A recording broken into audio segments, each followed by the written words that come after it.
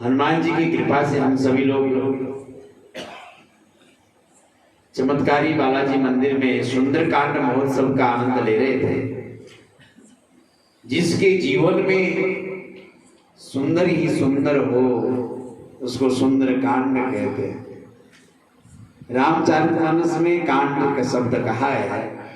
सुंदरकांड वो है जो राम कार्य के लिए तत्परता के साथ लग जाए, जिसका जीवन राममय हो जाए, उसका जीवन सुंदरकांड है, वो चरित्र सुंदरकांड है।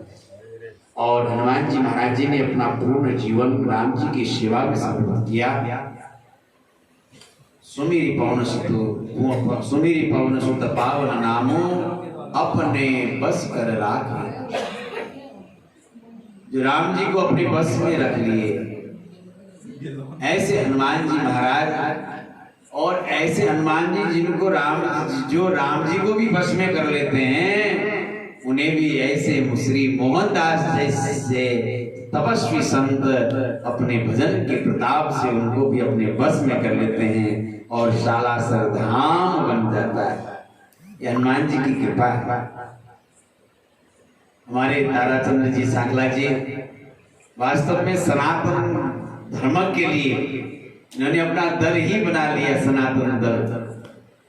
अरे संसार के दल में फंसने से तो अच्छा सनातन के दल में आप जुड़ जाओगे तो बेड़ा पार हो जाएगा। बेड़ा तभी पार हो सकता है जब हम सनातन दल के हो जाएंगे,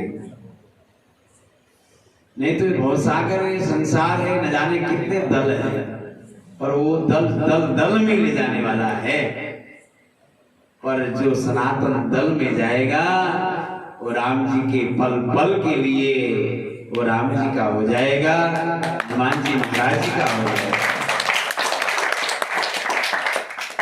आपके बीच में आने का सौभाग्य दूसरी बार आया और सुंदरकांड महोत्सव, और मुझे लगता है कि आप हमारे ताराचंद्र जी सबको इतने आनंद से लग रहा था कि हनुमान जी ही पाठ में नृत्य कर रहे हैं, ऐसे मस्ती में नृत्य कर रहे थे। ये एक भक्ति है। श्रवणम कीर्तनम विष्णु स्मरणम पादे सेवनम अर्चनम वंदनम दास्यम सख्यमात्म निवेदनम। श्रवणम कीर्तनम, भगवान के कीर्तन करते हुए जो नृत्य करता है ये भी एक भगवान की भक्ति है। मीराबाई महाराज क्या था उनके पास में, यही तो कीर्तन भक्ति थी। कीर्तन करते हुए संतों के संग में लग गई और एक दिन मेरो तो गिरधर गोपाल दूसरो न कोई, गिरधर भगवान गोपाल में समाहित हो गए।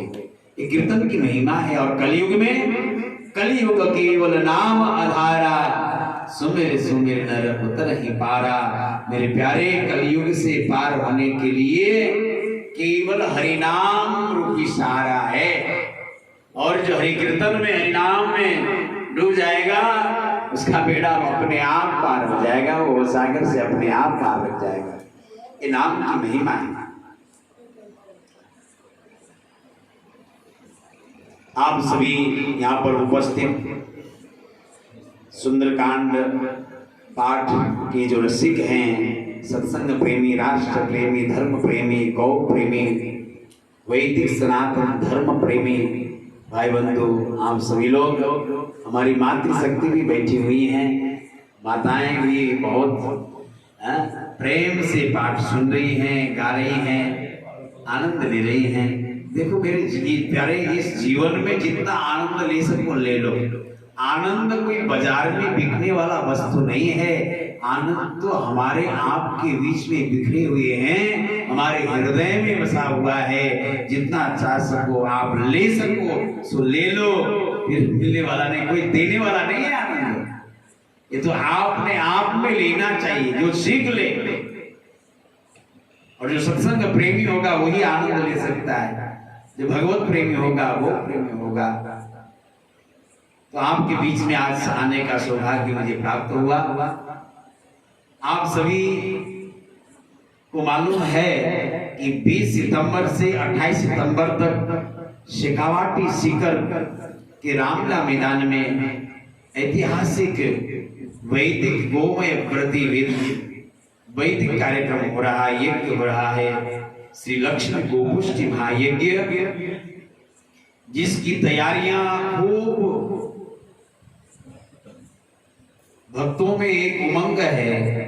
हर गलियों में, हर मोहल्ले में, हर गांव में, केवल सीकर शहर में नहीं, सीकर शहर के आसपास के सभी जितने भी गांव लगे हुए हैं वो सब एक उमंग से लगे हुए हैं तैयारियों में। 20 तारीख को विशाल भव्य कलश यात्रा है, जिसमें 11,000 कम से कम माताओं का सहभागी बने, ऐसा दिव्य कार्यक्रम का प्रारूप बन रहा है,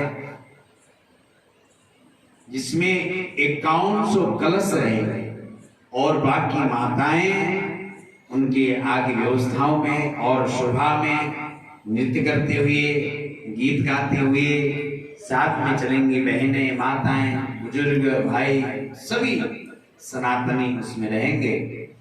इसके लिए नारियल वितरण का कार्यक्रम भी आज से प्रारंभ हो गया है। जो श्री गणेश जी महाराज जी फतेहपुरी गेट, गणेश जी को आज बुधवार के दिवस प्रातः 11:15 बजे निमंत्रण कार्ड और नारियल भेंट करके गणेश जी महाराज जी को यहाँ से भी निमंत्रित किया गया और वहीं से नारियल वितरण करना प्रारंभ कर दिया कि सारी माताओं के पास में नारियल पहुंचे और 20 तारीख तक उस नारियल को अपने घर में पूजा स्थान में रखकर उसका पूजन करें। फिर उसी नारियल को लेकर अगर अपने अपने घर से माताएं कलश ले आए तो कोई बात नहीं, बाकी कलशों की व्यवस्था जैन भवन में रहेगा, बजाज रोड पर, वहां से कलश यात्रा निकलेगी। नारियल यहाँ भी आया है, कम से कम आज कम से कम 1000 नारियल वितरण हो चुके हैं माताओं के लिए।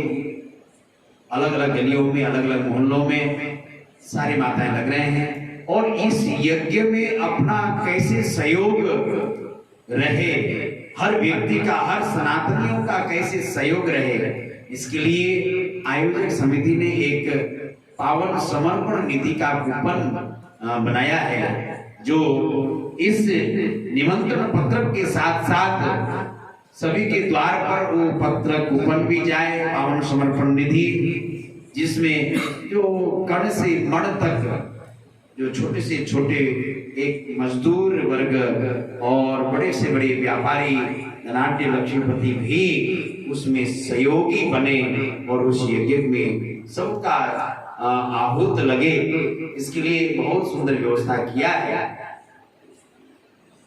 जो शायद हमारे ताराचंद जी की बात में भी है, इन्होंने भी जिम्मा लिया है, पूरे मोहल्ले में वितरित किया, पूरे मोहल्ले वितरित कर दिया। और इस कार्यक्रम के मेन 2 उद्देश्य हैं। एक तो गौमाता के गोघृत से ही हवन हो। हम बाजार में जाते हैं, पूजन सामग्री की दुकान में से जो घी के डिब्बे लेकर आते हैं, जो 400, 200, 300, 250, 150 तक भी मिल जाता है, हम उस घी से हवन करते हैं। उसका कोई औचित्य नहीं, क्योंकि वो घी कैसे तैयार हो रहा है ये हमें लगता है मालूम नहीं होगा। बूचड़ खानों में जिन जानवरों को काटा जाता है, हमारी गौ माता को कसाई भी करते हैं, वहां से चमड़ी हड्डियों को अलग करने के बाद जो चर्बी बचता है, मांस, उसको हीट करके तेल निकाला जाता है उसका, और केमिकल मिलाकर उसको जमाया जाता है।